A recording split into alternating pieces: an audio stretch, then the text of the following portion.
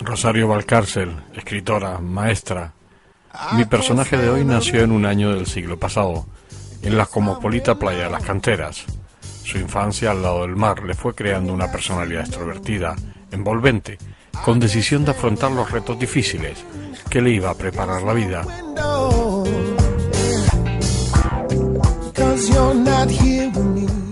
Durante 60 minutos vamos a tener la posibilidad de entrar en su mundo interior, plagado de evidencias, de rompimientos con estereotipos promulgados desde la misma sociedad. Le garantizo que no va a haber lugar para el aburrimiento, el transcurrir del tiempo será casi imperceptible desde que entremos en su mundo. Y estoy seguro que al final nos quedaremos con ganas de seguir escuchando a Rosario, porque no se habrán satisfecho nuestras intelectuales apetencias que se hubieran creado desde el principio. Rosario, ¿Cómo recuerdas tu vida de tu infancia? ¿Cómo la recuerdas? Mi infancia, pues la verdad es que... Naces en la playa de Las Canteras. Yo nací... En la calle Portugal. Exactamente, en la calle Portugal, en el número 30, al lado de lo que después fue el Pinito del Oro, que desgraciadamente nos tuvimos que ir porque apareció el turismo, pero yo nací allí. Voy a contarte primero la etapa, porque lo que recuerdo era... pues una cosa muy familiar, muy entrañable. O sea, la gente éramos todos una familia, la gente de la playa. Todos nos conocíamos. Y yo siempre lo cuento porque yo tenía tías y abuelas que no eran mis abuelas, o sea, los vecinos eran mi tía, mi abuela, estábamos en casa de uno, almorzábamos en casa de uno, merendábamos en casa de otro, o sea, era todo... Rosarito, quédate aquí. Porque tú, por ejemplo, en aquella época, como niña, tus juegos que estaban en la playa. En la playa, sí. El parque, yo siempre he dicho que la suerte que ha tenido esta ciudad es que tiene un parque, el mejor parque del mundo, que es la playa de Las Canteras. Y todos los niños en aquel entonces, pues, que vivíamos por aquella zona, pues estábamos siempre en la playa, salíamos del colegio y íbamos a la playa. La playa era el lugar de recreo, de juegos y de todo. Sí. ¿A qué se jugaba en aquella época? ¿Tú lo recuerdas? Sí, jugábamos al teje, jugábamos a la soga, sobre todo aquello, cantábamos. Las niñas de antes teníamos hasta los cancioneros, siempre estábamos cantando, aprendiéndonos unas canciones, aquello de pasar la barca, o las películas de Marisol, las canciones de Marisol. ¿Se las aprendían? Todas, nos las sabíamos todas. Marisol y Joselito, ¿no? Joselito, hombre, campanera. Eso era sí. El sumo al ver una película de aquella, ¿no? Era una maravilla. Yo me acuerdo de la película aquella de Marisol, aquella canción del caballito. Un rayo de luz se llamaba la película, la primera película creo que de Marisol. Sí, Corre Caballito. sí, además eran todas películas, como yo siempre decía, películas tristes, películas. Mi madre siempre decía cuando regresaba, lloraste mucho, porque era tremendo, porque todo era de pena. Imagino que el cine que tenías al lado era la Astoria, ¿no? El cine Astoria, que hacíamos unas colas, no como ahora. Había unas colas tremendas, daba la vuelta a la esquina, íbamos muy temprano, y me acuerdo de esas películas y de las películas del oeste, ya posteriormente en la adolescencia, pero sobre todo de pequeña, las colas, la ilusión de ir al cine. Cuando ya éramos mayores, pues ya la ilusión de meternos en la butaca un poquito para atrás, para estar sentaditas en un lugar bueno, con algún amigo, con algún conocido. Casi siempre era el novio, claro, porque tú sabes que tú conocías a un chico y si salías 2 veces con él, ya era tu novio. Y además no solamente era tu novio, sino que posiblemente era con el que ibas a casarte. Sí, que no te daban muchas opciones. No, y además también las niñas no tenían otra ilusión que cuando yo era pequeña no había otra ilusión que estudiar y casarte para formar una familia. O sea, yo creo que no había... ¿Cómo recuerdas tú las navidades tuyas de niña? Las navidades eran entrañables.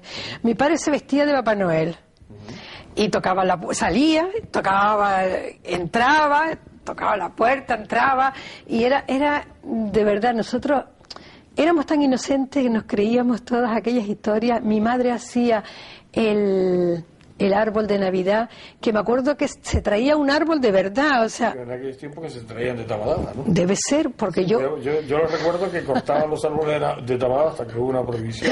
Sí. Y la gente tenía todos los árboles... Era de verdad, la casa olía a pino, eso sí me acuerdo, que la casa olía a las pinas, a campo. Y me acuerdo también que lo enyesaban para blanquearlo. Lo llevábamos al patio de mi casa, porque nosotros teníamos una casa bastante grandita, de estas casas terreras de las que estaban en las canteras, y lo metíamos en el patio y allí le poníamos y se enyesaba. Y la ilusión de comprar las bolitas de colores, que eran carísimas en aquel entonces, pero... Como se cayeran, se rompían. Sí, exactamente, se rompían. Se caen y rebotan, ¿no? Se rompían. Bueno, pues mi madre, las comidas, me habla de la Navidad y me llega el olor... Las truchas de batata también. El olor a la comida. Mi madre preparaba el almíbar, hacía sus comidas especiales para que los vecinos... porque le gustaba. Mi madre era una persona que era como muy, ¿qué te digo yo?, generosa, pero disfrutaba viendo comer a las amigas, a los niños. Mi padre contaba cuentos, mi madre le daba de comer. Aquello era divertidísimo, sí, porque a mi padre era como si éramos el cuentista, entre comillas, del barrio, porque a todos los niños que iban por allí les contaba una historia. Y nosotros incluso después queríamos que nos siguiera contando, y él después se olvidaba, no sabía en dónde había quedado el cuento. Entonces nosotros le decíamos que no era así, que tal. Bueno, y mi madre, como casi todas las mujeres en aquella época, era gente que estaba dedicada a eso, a los postres, a las labores, a la cocina, y la ilusión era eso, recibirlas en la cocina. Se recibía en la cocina. El salón estaba reservado con yo me acuerdo que en mi casa el salón tenía unas cortinas de terciopelo que yo creo que no se movían nunca. Era un salón oscuro, con unos muebles de caoba. Para alguna visita muy especial. Exactamente, por una visita muy especial, pero las niñas no entrábamos allí. Si yo entraba allí, mi madre me daba una paliza. O sea, entraba así los sábados a limpiar el polvo. Que no me permitía, ¿no? Pero durante la semana, ¿no? Durante la semana la vida, incluso la vida del barrio, de la gente que entraba y salía en nuestra casa, iba directamente a la cocina. Y volviendo a la Navidad era... los sacrificios que seguramente mis padres hacían para que tuviéramos aquellos juguetes. Recuerdo... El Día de Reyes era especial. El Día de Reyes era especial. Y para mí después significó mucho más. Y te voy a decir por qué. Porque mi hermano, el único varón que tengo una hermana y un hermano, y mi hermano nació el Día de Reyes. Sí, entonces era un día de viento, nunca se me olvida. Y ahí me habían puesto una patineta de regalo. Y yo había pedido, me acuerdo que siempre, yo lo he contado, yo había pedido caldero, muñecas, todas estas cosas que pide una niña, que yo tenía 8 años, y todavía en aquel entonces las niñas de 8 años pedían esas cosas, pedían muñecos, calderitos y esas historias. Y bueno, y mi padre cuando me levantó para que viéramos lo que los reyes nos habían traído, lo que me enseñó fue a mi hermano. Y yo dije, ¿qué habré hecho yo? Además, mi hermano era feísimo cuando nació. Ahora que te lo digo, ahora que no me va a oír. Era de verdad, era muy moreno, con mucho pelo. Y yo dije, una vecina anteriormente, o sea, hacía como un mes, había tenido un niño, y era tan bonito, me acuerdo que se llamaba Andresín, con ojos azules, blanquitos, y mi hermano era moreno, negro. Y yo dije, Dios mío, qué regalo nos ha traído. Y yo estaba preocupada, digo, ¿y dónde estarán mis juguetes? Por fin me enseñó los juguetes, y bueno, y corriendo por la casa, con mi patineta. Se convirtió en un día muy hermoso. ¿Tu llegada al colegio cómo fue? Pues también yo estudié en el Viera y Clavijo, en el famoso Viera que estaba en las canteras. ¿Te acuerdas? Sí, había uno en las canteras. Y bueno, en las canteras, ahora mismo que tenemos unos días así, que parece que dice que son los días más fríos de 40 años, Pues yo recuerdo que había unos días frísimos. Yo iba con botas de agua, no con estas botas, con las famosas botas de agua. Meter uno los pies en los charcos. Que además aquello era también divertidísimo porque metía los pies en los charcos y mi madre me tenía prohibido terminantemente que me mojara. Pues yo llegaba a mi casa empapada, porque cuando recorríamos desde el Viera y Clavijo hasta la calle Portugal, pues el mar batía, el mar entraba en la avenida. Y nosotros, claro, lo que nos gustaba era ir pisando toda la avenida porque íbamos caminando. La verdad que el Colegio Elvira lo recuerdo muy bien, que tiene un jardín precioso, la señorita Alberta, la señorita Ángeles, Angelina. Sí, la verdad es que... Además, eso de entrar en un colegio laico sí. te influyó, ¿no? Que sí. Sí. Porque lo habitual en aquella época era que muchos iban a colegios pues bueno, por monjas, llevados por monjas o por curas. Sí. En tu caso tú fuiste a un Viera sí. que era como sí. muy... Sí, era una cosa diferente. Época, ¿no? Era una cosa diferente y yo creo que mis padres lo hicieron muy bien, Sin embargo, te puedo decir que yo siempre estuve desconsolada por dos motivos. Uno, porque todas mis amigas estaban en colegios de monjas y cuando hicieron la comunión, la fotografía era vestida de monja y ahí era como una santa, de verdad. Y yo, cuando hice la comunión, iba con un traje corto, con un velito, porque mi madre, te cuento, mi abuela, que vivía en La Palma, pues mi abuela era palmera, mi padre era tinerfeño, por casualidad, pues nació en Granadilla de Abona, porque mi abuela se trasladó, que era maestra también, aparte de telegrafista, se trasladó a Granadilla como maestra, y allí nació mi padre. Bueno, pues mi abuela, más tarde, regresó a La Palma, nosotros siempre íbamos a La Palma, que yo les digo que es mi isla adoptiva, la quiero muchísima. Ahora, gracias a Luis León Barreto y mi maridito, mi nuevo maridito, pues vamos mucho para La Palma. Que es palmero, por eso vamos, él llevaba años que no iba para La Palma y yo, lo primero que me entusiasmó de él era que era palmero, porque yo de verdad que me encanta La Palma. Bueno, volviendo a lo del traje de comunión, porque yo ahí vengo, te digo que estaba muy desconsolada porque mis amigas iban vestidas de monjas, como santas, y yo con aquello. ¿Por qué? Porque yo le pedí a mi abuela el dinero para comprarme vestido no, el vestido de la comunión, Y resulta que mi abuela me manda para hacerme un traje tipo, que también me gustaban, tipo Eugenia de Montijo, como si emperatriz quería ir yo, pero de blanco, como mandaba a la iglesia en aquel momento. Bueno, pero yo quería ir preciosa. Y mi madre, cuando vio la cantidad de telita que mandó la abuela, mi abuela Marieta, dice, bueno, pues de aquí salen 2. Y le hicimos mi hermana y yo. Estaba horrorosa. Pero le hicieron las dos, ¿no? Las dos juntas, porque mi madre aprovechó el momento y dice, bueno, pues ahora... Eso era habitual, ¿no? Sí. Después me compensó porque la pobre vieja, mi madre, hizo una fiestita, la verdad que a ella le gustaba mucho, su tarta de galletas, bañada con chocolate, todas estas historias las recuerdo muy bien de mi primera comunión. Y iban también con las estampitas. Las estampitas, naturalmente. Las estampitas que se llamaban, ¿no? Porque iba uno recaudando. Sí. Uno que le daba estampita le tenía que dar algo. Con las limoneras, ¿te acuerdas?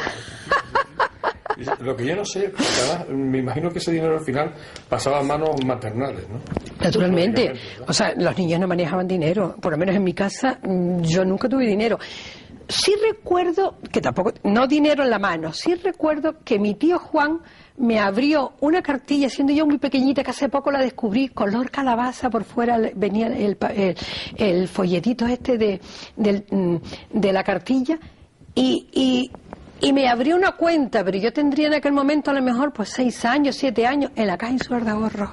Pero eso era la única conexión que yo tenía con el dinero, que a lo mejor me puso, yo qué sé, 15 pesetas o... no, ya en esa cifra no la recuerdo, pero sí que me abrió una cartilla. Tu época adolescente, tú del Viera y Clavijo, ¿a dónde te mandan? Al Viera y Clavijo de Las Palmas, sí, seguí el camino del Viera de Las Palmas, sí.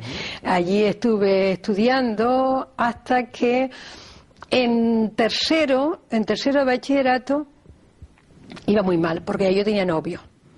Yo con 13 años ya tenía novio, o sea que con el novio que después me casé, y un chico muy guapo, de Ciudad Jardín. con ojos azules. Ya no se podía pedir más. Y no se podía pedir más. Además, mi artista favorito en aquella época era Troy el de Parris. ¿Te acuerdas el de Parris? Exactamente. A mí me gustaban mucho los hombres rubios y con ojos azules. Fíjate tú qué ironía de la vida, cómo cambio. Y bueno, pues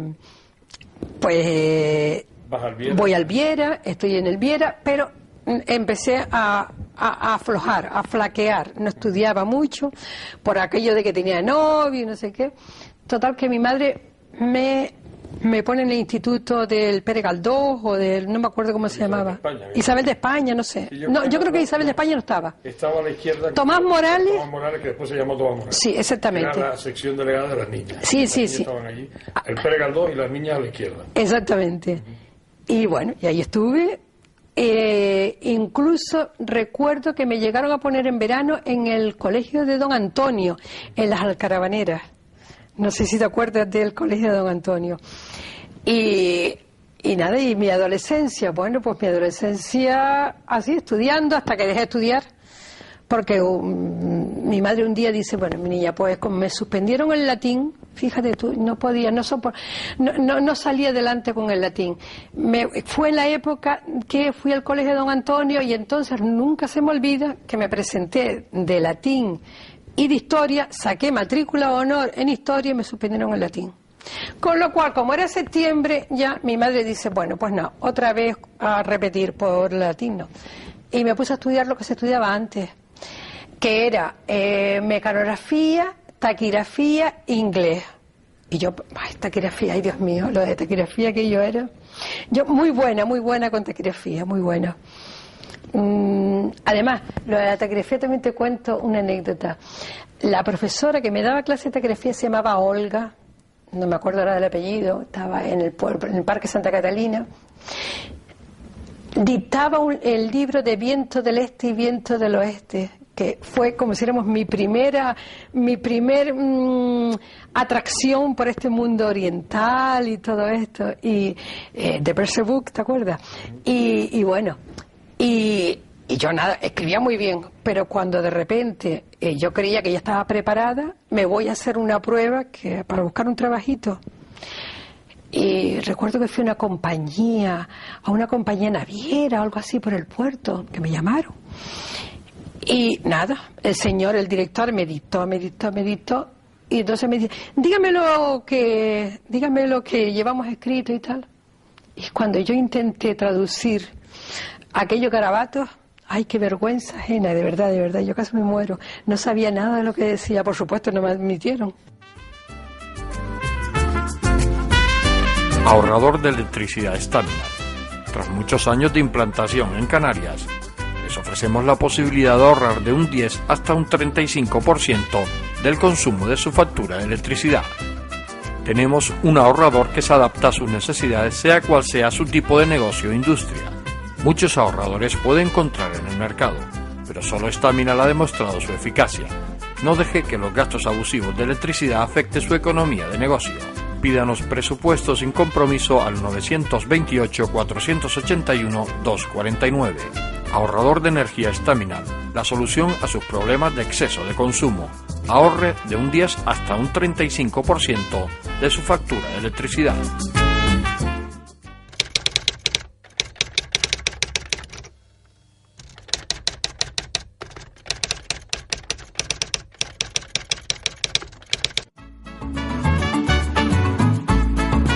El ahorrador de electricidad Staminar es el único aparato en el mercado que reduce el consumo de electricidad tras haberse instalado en miles de hogares en Canarias. No deje que su factura de electricidad afecte su economía familiar. El ahorrador Staminar le garantiza una reducción de un 10 hasta un 35% de su recibo de luz. Staminar no necesita ninguna instalación especial, es autoinstalable y no consume electricidad.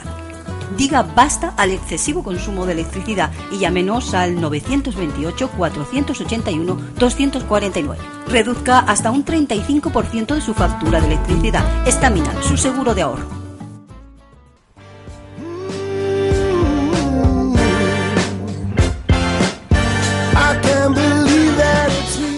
Tal como les había advertido Rosario, es un torbellino de sensaciones que nos llegan a nuestra más recóndita intimidad, transportándonos a una dimensión en la que el bienestar es su razón de ser.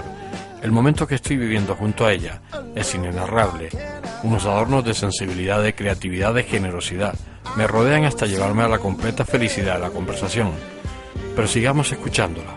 Todavía nos queda mucho con Rosario.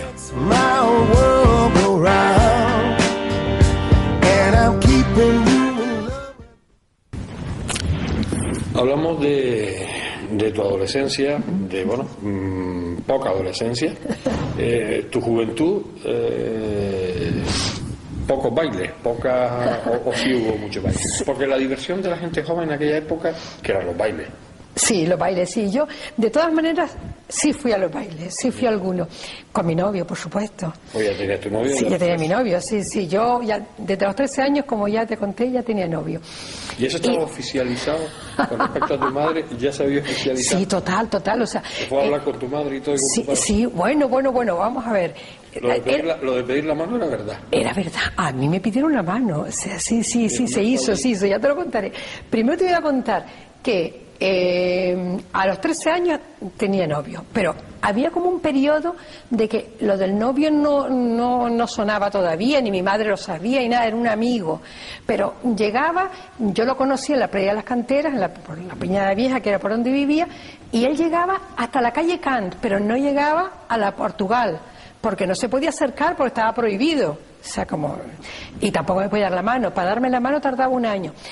Yo me acuerdo que yo pensaba al principio que mi novio era como una persona de mucha cultura, de mucha preparación, de mucho conocimiento, porque siempre me llevaba a la Casa de Colón, al Museo Canario, a todos esos sitios. Pero después descubrí que no era porque le gustara esas cosas, sino para poderme dar un achuchón, para darme una apretujón. Porque estaba al otro lado de Las Palmas. No, y porque era el único sitio donde podíamos entrar y estábamos solos. En esos sitios, en aquel entonces no había nadie. No iba nadie a ver. No iba nadie. Yo recuerdo verme sola y nosotros teníamos cuidado, no sea que el bedel nos viera, el portero nos viera. Y entonces en ese momento nos dábamos un beso. Pero era una cosa divertidísima, o sea, era una cosa... Ya después, ya sí, como a los 6 meses ya empezamos a darnos la mano oficialmente, ya podíamos. Y así fue pasando el tiempo. Y enseguida, como te conté, que me puse a estudiar taquigrafía, mecanografía, ya enseguida me puse a trabajar. A los 16 años estaba trabajando. ¿En una oficina? En una oficina, sí, en una oficina. Me acuerdo que se llamaba... La primera oficina que fui fue a una cosa que daban créditos para comprar coches. Intercresa, a veces que se llamaba, estaba en Triana. Y después me fui de ahí y me fui a Bostich, que era, vendían grapadoras para techar los plásticos de los invernaderos, vendían grapas. Y ahí estuve hasta que me casé a los 18 años.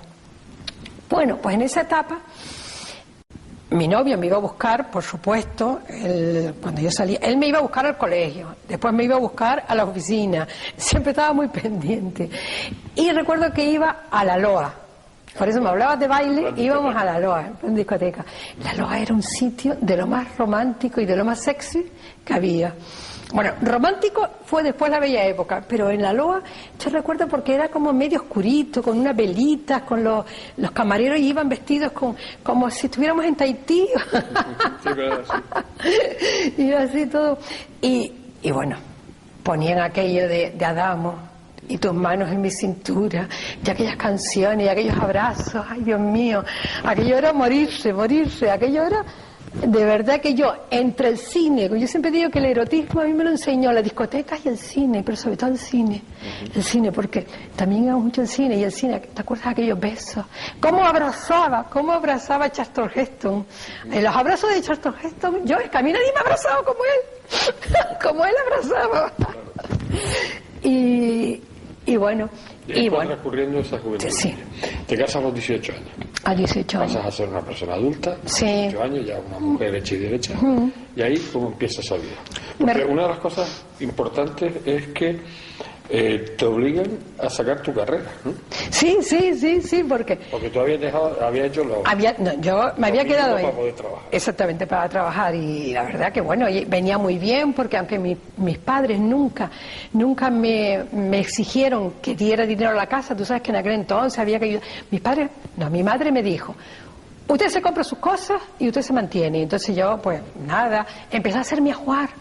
Sí, antes había... incluso mi madre me compró un baúl y yo metía allí baños de cocina. Todo lo que se iba a llevar uno para cuando Sí, se casara. sí, ella, la pobrecita, me mandaba a bordar mi sábana con mis iniciales. Yo insistía que le pusiera también la inicial de Alfonso y mi madre decía, bueno, pues sí, vamos a poner inicial. Aquello era precioso, de verdad, unos tiempos muy lindos, muy lindos. Bueno, me casé. ¿Y por dónde íbamos? Digamos que te obligan a estudiar. Me obliga, sí. Porque al casarme me dijo mi marido, dice, mira, en aquel entonces, me dice, él tenía un colegio, el colegio estaba en Pedro Infinito, se llamaba el Colegio Amador. Y entonces necesitaban una directora pedagógica. Y dijeron, bueno, pues venga, tú ponte a estudiar. Y entonces me tuve que poner a probar el latín que no lo había probado. Se me había quedado el latín atravesado. El latín de cuarto. Después hice la reválida de cuarto. Tuve que hacer el bachillerato superior porque ya había cambiado el plan de estudio. Y para ir a magisterio había que ir con un bachiller superior. Para poder hacer... Lo que no te exigían era el COU. Sí, después cambió. O el PREU. Entonces hice el quinto, el sexto y la reválida. Y me metí en el magisterio. Sí, ya embarazada de mi primer hijo. Porque yo me acuerdo que hice el primer año y estuve embarazada de mi hija Gema y el segundo de mi hijo Alfonso. Y me acuerdo que cuando me vio Luz Divina, no sé si ustedes se acuerdan, una profesora que daba, me parece que era psicología, pedagogía, y ella era ya muy pispireta, así caminaba así y me veía por el pasillo y me dice, ¿y cómo fue eso que te quedaste embarazada? Y yo todavía un poco inocente y no sabía ni qué decirle, pues, no sé, me sentía hasta culpable. Sí, era una época como muy inocente, a pesar de que ya estaba uno casada, tenía hijos, pero había un rubor, una inocencia, eran unos tiempos muy bonitos. Sí. Terminas tu carrera. Sí, terminé mi carrera, mi oposición, hice mi oposición. ¿Y no empiezas como directora del colegio? No, me marché, nunca hice el papel por el que habíamos hecho la carrera. O sea, me marché porque hice oposición y entonces ya me fui a lo que se llamaba la pública, o sea, los colegios nacionales de antes. Y allí estuve 29 años trabajando. O sea, que hasta que... Sí, hasta me jubilé, pero me jubilé pronto porque me jubilé por enfermedad. Hace unos cuantos añitos, como 11 me parece. Sí. ¿Y tu época de enseñanza cómo fue?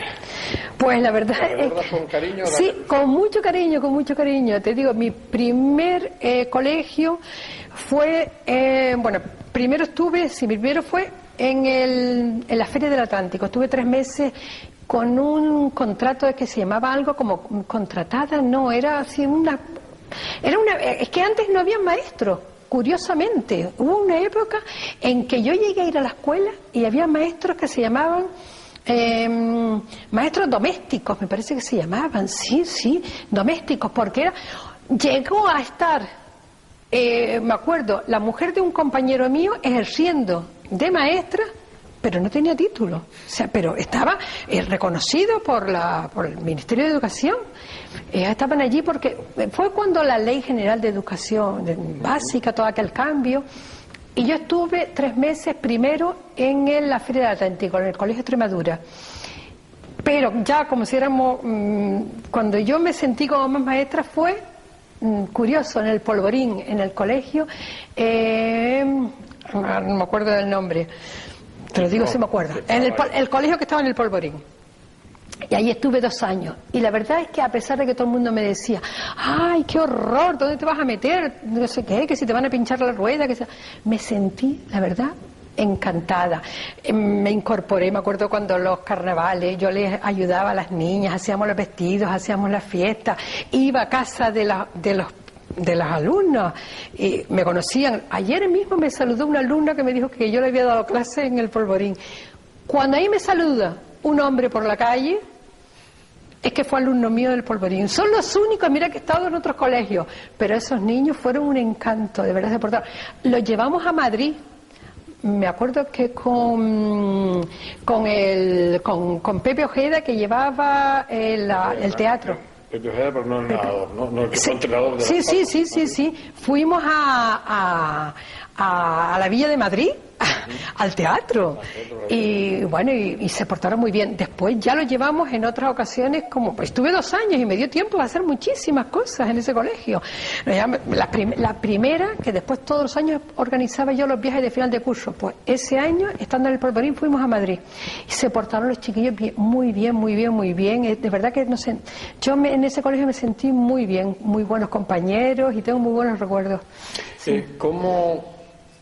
¿Cómo fueron esos años a nivel personal? ¿Cómo lo llevaste bien? Bien, lo llevé muy bien. Además era un año que estaba... ¿Tú has tenido 5 hijos? 5 hijos, sí, ya. No, la gente ahora dice 5 hijos, qué locura, pero en aquella época era más normal, hombre, no 5, a lo mejor 4 o 3, sí. Era más normal que la gente tuviera más hijos, ¿no?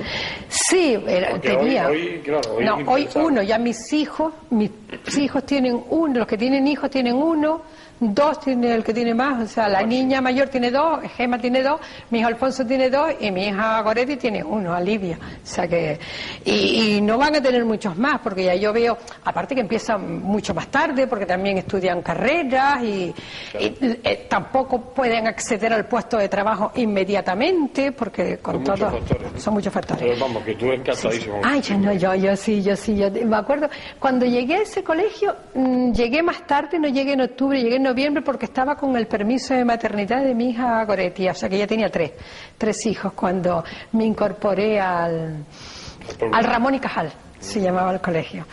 Y ya después de ahí pasé a Ojos de Garza, estuve en Ojos de Garza 2 años también. Ahí, estando allí, nació mi hijo Roberto. Y después me fui a La Paterna, que ahí fue donde finalicé, ahí estuve 20 cursos. 20 años estuve en La Paterna también, tengo muy buenos recuerdos. Y bueno, y de las historias con los alumnos, con mis hijos, con las excursiones, de verdad es que yo creo que yo fui feliz en la enseñanza, y eso que ya al final, la verdad es que los alumnos al principio de mi carrera eran otro tipo de alumnos, otra historia, porque había como si dijéramos lo que se llama un respetito por la figura del profesor. Por muy gamberro que fuera el niño siempre sabía que la profesora merecía un respeto. Después ya eso se fue degenerando un poquito, pero que no son culpa de los niños, son culpas, como yo digo, de los padres, porque yo digo siempre que el primer educador es la familia. Y claro, si la familia no aporta ese granito de arena, pues la cosa pues se va degenerando. Pero así todo, de verdad que es que yo creo que no tiene nada que ver trabajar como yo trabajaba con papeles cuando todavía no era maestra, cuando trabajaba en una oficina, a trabajar con personas. Tendrá sus malos ratos, sus inconvenientes, porque las personas todos tenemos, no somos perfectos y los niños pues son niños, pero hay un enriquecimiento. Vas a tu casa con un enriquecimiento personal que eso ya lo llevas para siempre.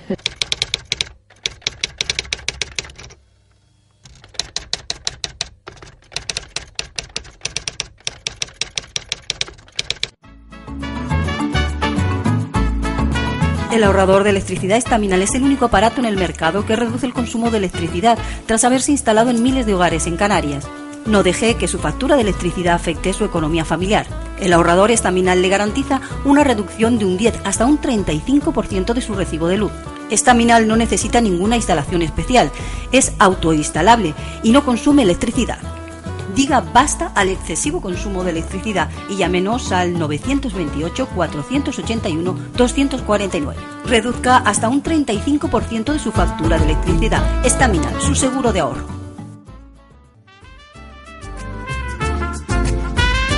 Ahorrador de electricidad Estaminal. Tras muchos años de implantación en Canarias, les ofrecemos la posibilidad de ahorrar de un 10 hasta un 35% del consumo de su factura de electricidad. Tenemos un ahorrador que se adapta a sus necesidades, sea cual sea su tipo de negocio o industria. Muchos ahorradores puede encontrar en el mercado, pero solo Estaminal ha demostrado su eficacia. No deje que los gastos abusivos de electricidad afecten su economía de negocio. Pídanos presupuesto sin compromiso al 928-481-249. Ahorrador de energía Staminal, la solución a sus problemas de exceso de consumo.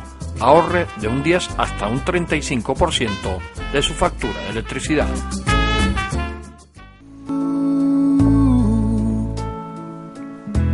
Too long to stop now.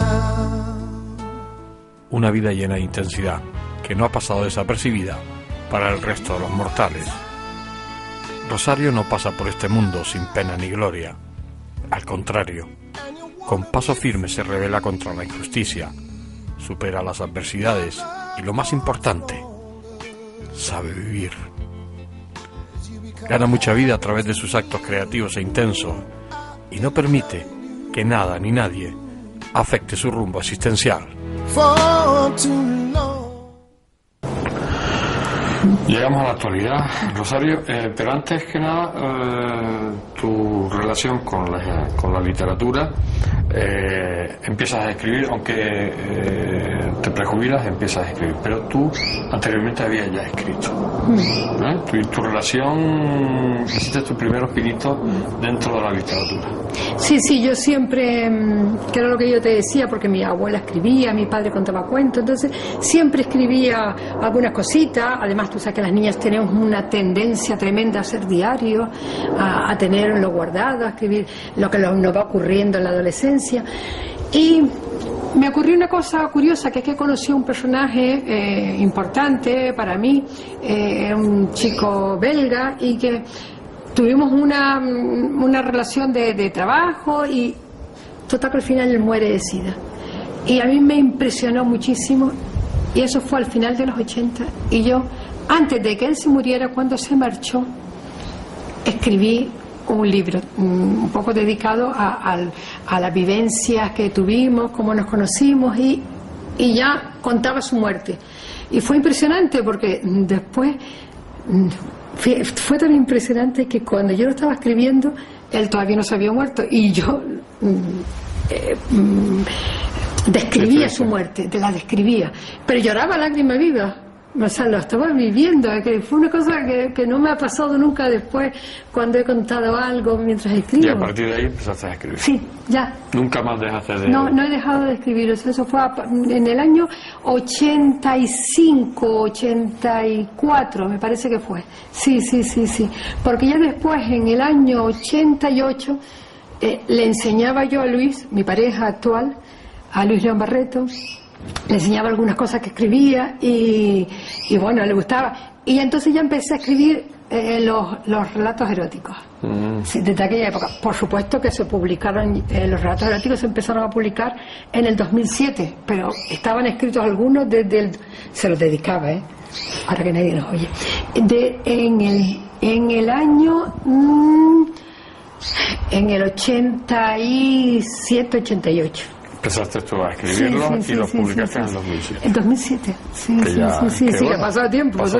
Pero bueno, nunca es tarde, ¿no?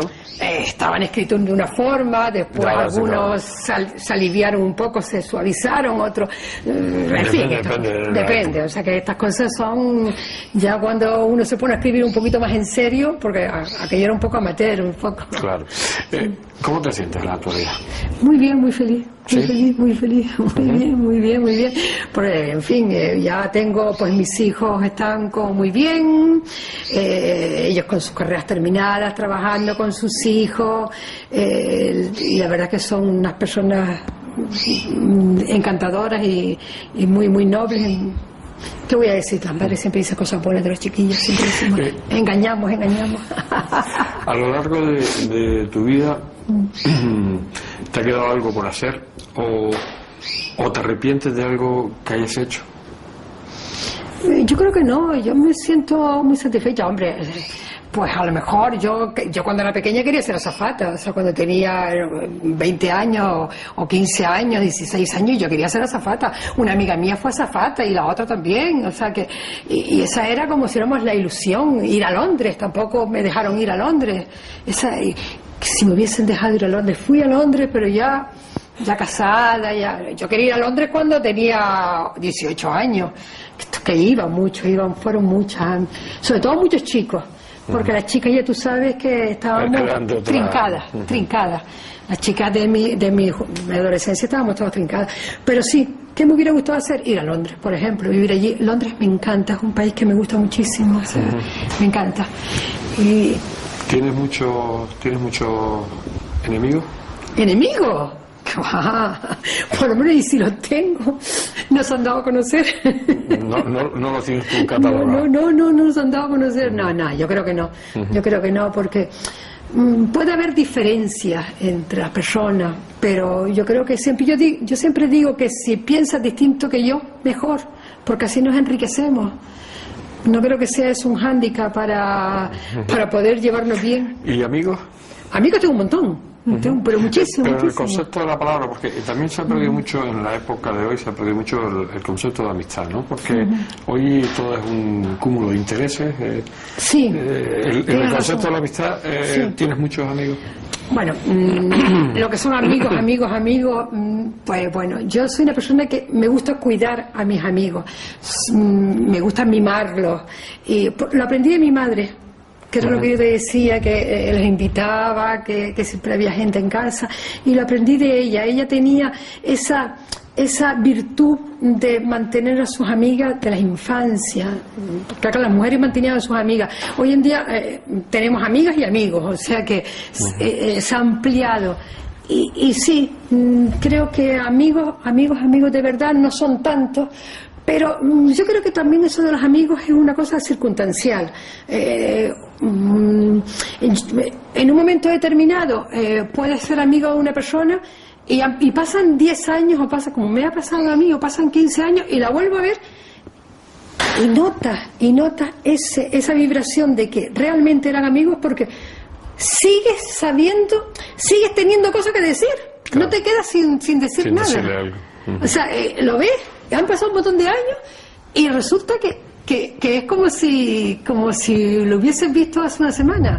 Y yo creo que ahí es donde está el secreto de la amistad, o sea que, y también el respeto, claro, y para que la amistad pueda prevalecer y ser duradera, tiene que haber un gran respeto, saber cada uno cuál es el sitio de cada uno y en fin, y respetarse en toda la tolerancia, pero eso en todas las cosas de la vida. ¿Tienes muchos proyectos? Proyectos, muchísimos. Yo siempre viajar me gusta mucho, a Luis, a mí nos gusta mucho viajar. Nos gusta, bueno, pues escribir, todavía quiero escribir muchísimas cosas más. Y bueno, y tener más nietos. Sí. Ay, tener más nietos. Eso es importante. La ilusión no la has perdido nunca, ¿no? No, nunca. Yo creo que soy una persona, ¿cómo te diría yo? Que a lo mejor cuando era más joven estaba como más abrumada, quizás por esto de estar criando hijos, trabajar, o sea, estabas como... había que educar a los chicos, llevarlos. Además teníamos la manía de que los niños estudiaran piano, hicieran taekwondo, hicieran, yo qué sé, todas las actividades habidas y por haber. Al mismo tiempo querías salir, querías ir al Corte Inglés, querías comprar, o sea, vivías sin vivir en ti. Pero yo ahora estoy en una etapa en que salgo mucho, estoy muchísimo en casa, escribo, leo muchísimo. Además, eso es un proyecto. Me queda por leer muchísimas cosas. Entonces te cunde el tiempo. Sí, es que me cunde el tiempo, porque yo siempre estoy leyendo, siempre. Y escribiendo, por supuesto, porque pienso que para escribir hay que leer mucho. Porque, claro, siempre tienes que aprender. Y estamos aprendiendo siempre, aunque creamos que lo sabemos todo, hay muchas cosas todavía que hacer. ¿Qué piensas de la política? La política, yo no entiendo mucho de la política, pero sinceramente yo se lo digo a Luis se ríe siempre cuando se lo digo, son unos encantadores de serpientes. Esa es mi opinión, porque yo oigo al señor Zapatero, que además nadie cree en él, pero sobre todo antes, cuando todavía creíamos en él. Y yo decía, ay, pues mira, pues sí, pues tiene razón. Pero después me oía a Rajoy, y decía, pues sí, pues tiene razón. Digo, pues es que me engañan, que son unos encantadores de serpientes. Todos tienen razón, ¿no? Sí, es que son unos encantadores de serpientes, o sea, que tienes que tener la mente muy lúcida y ser muy reflexiva para darte cuenta de lo que te están diciendo y decir, ojo, ojo. Vamos llegando al final. ¿Cómo te gustaría que fuera recordada? Pues la verdad que me gustaría que me recordaran como una buena persona, por decir algo. Ay, me parece, me ruboriza un poco, porque a veces es un poco fuerte. Pero es cierto, yo quiero que me recuerden como una buena persona y como alguien que nació en la playa de las Canteras y que amó la playa de las Canteras. Me emociona porque es que me gusta mucho ese recuerdo. O sea, yo quiero, para mí el mar, el cine, lo que te decía antes, el amor, la adolescencia, todas estas cosas, incluso el sexo, por eso escribo tanto, son temas que me llegan mucho, me llegan muy hondo. Y me gustaría que me recordaran como alguien que pasó volando por la Peñana Vieja, que estaba por ahí, que no me olviden.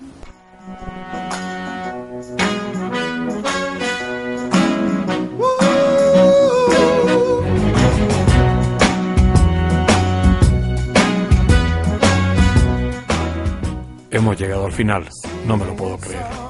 ¿Recuerdan que al principio del programa les decía que no había lugar para el aburrimiento y que el tiempo con Rosario no daba impresión que transcurría? No me equivoqué. Me niego, aunque sé que es irreversible, a que termine nuestra conversación.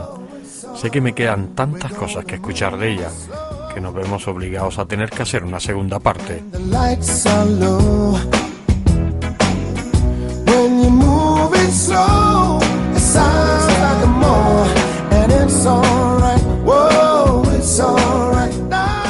Su faceta de escritora en los últimos tiempos ha llenado sus pasajes interiores con ungüentos relajadores que la protegen de alergias externas que produce nuestra sociedad en su rural habitual.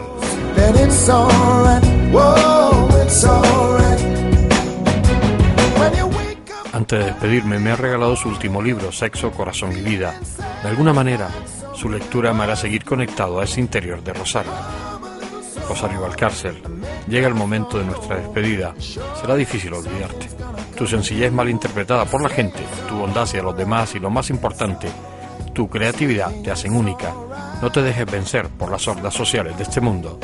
It's all right, have a good time, 'cause it's all right. Rosario Valcárcel, maestra, escritora, mujer, solo me queda decirte gracias por habernos dejado entrar en tu mundo, que nos ha permitido en estos momentos de bienestar interior ser felices por unos instantes. Hasta siempre, amiga mía.